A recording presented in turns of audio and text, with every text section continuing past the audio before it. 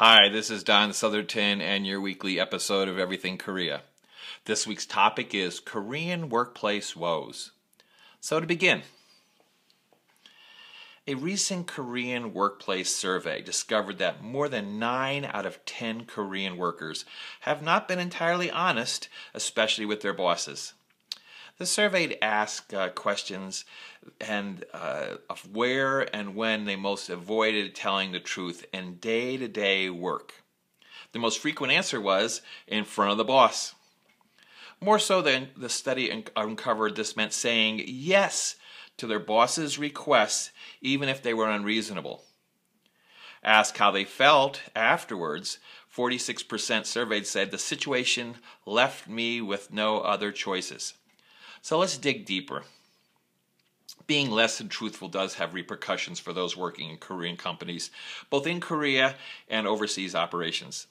In many cases, working level teams have deep insights into the challenges and the realities of the business. In a transparent work environment, answering truthfully is an expectation, as well as sharing the good and the bad. Saying yes when they know it can impact operations forces many Koreans to make a decision they know is not in the best interest of the company. Seeing no recourse, they can only hope for a positive outcome. So where is the impasse? From a cultural perspective, for Koreans to say no to any senior, family or work is at the core very difficult. More so with fears of losing their job and or being seen as not being a team player. Many, as noted above, see no options other than saying yes. In fact, I've been told it's rare for someone in the Korean workplace to be fired, even if they make a mistake, when they have long been seen as positive and supportive of leadership, in contrast to workers who push back and are seen less than supportive. So what are the alternatives? In fact, there are alternatives when confronting with a situation where one does not agree or cannot answer with yes. The best option in many cases is to say nothing and hope the senior can read facial expressions. And so with this, I'd like to get a little more deep into the Korean culture. We call this ability nunchi. Nun, face, chi, or eyes. And more specifically, it's a nonverbal tool for looking into the eyes, nun, for insights. As Koreans tend to have rather stoic and solemn faces in business situations, the eyes and eye contact, in contrast, can convey emotional messages. So I have two personal examples of nunchi.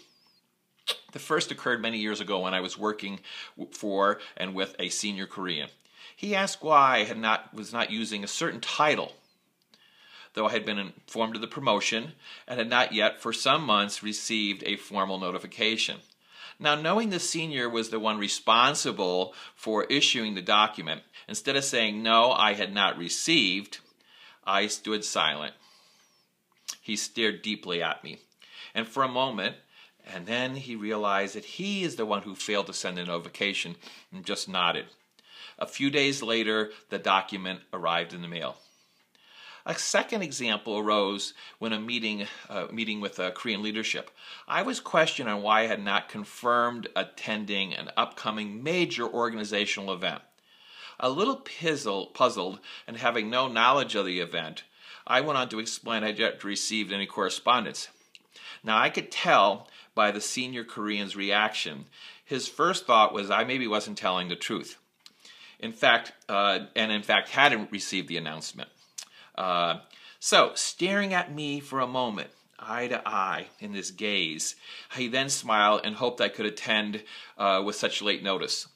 To this day, I can vividly recall that stare and that look into my eyes, and then sort of this pause for a moment before responding. It was my first experience really into nunchi. Now, one more alternative. In addition to seniors skilled in reading nonverbal signs and signals from their team, after-hour meetings do provide a venue for teams to share their concern in a less stressful and informal setting.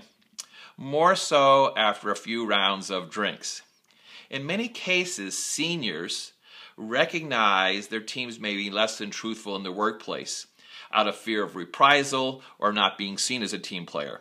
So, wise leaders leverage alcohol's effect on probing for their team's true feelings on matters. And this is something I have witnessed time and time again. So that it does have those after-hour meetings do have a lot of other significance other than just getting together socially. So, connecting deeper. For questions raised in this commentary, please reach out to my personal assistant, Stacy. She can coordinate a time for us to chat by phone or handle by email. So until next time, this is Don Southerton wishing you all the best.